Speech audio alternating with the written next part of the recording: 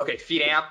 This is a little bit of a left turn here because we've been talking a lot about data enhancement, optimization, performance, monitoring. All of that's obviously crucially important across all the channels that we're sending to, regardless of whether they're search channels, social channels, or marketplaces.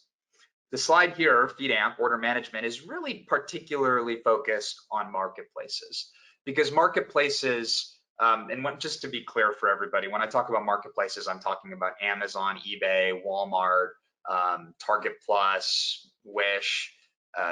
There are many, and more cropping up every day. And the defining feature of a marketplace is that the order takes place out on that third-party system, not on your own e-commerce site, right? And so in that model, we need to be able to make sure that the orders that do come from these marketplaces, when they are placed, we want to be able to take them and insert them back into your central system for processing. So fortunately, we've already done the work of integrating very tightly with BigCommerce. I'm sure that integration will only get better now with the acquisition, but it's very dialed in already. So what that means is we're able to easily get the catalog from BigCommerce listed to these channels, and we're able to get the orders back from these marketplaces and insert them into BigCommerce.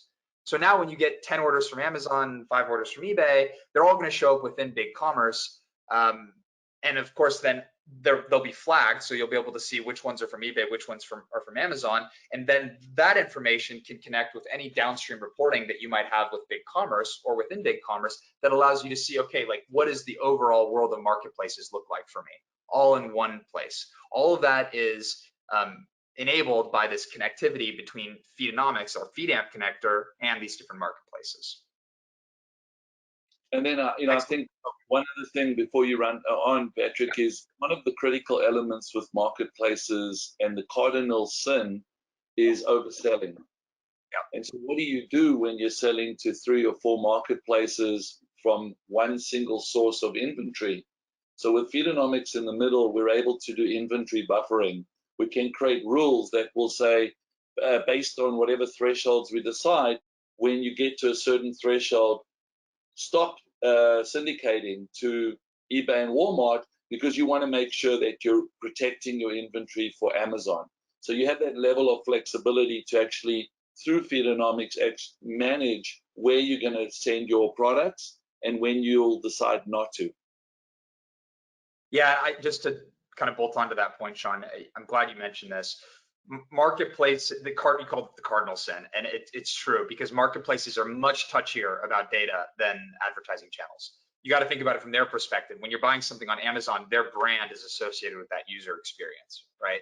So they care a lot about the data that you're sending and how well you're adhering to seller best practices. So if you start to make mistakes with your data and with your feeds on marketplaces, it can result in suspensions that can be very challenging to and time consuming to resolve. So everything I've talked about for social and for search and for all of that, it's like amplified out on marketplaces. It becomes all the more important to have the right mechanisms in place.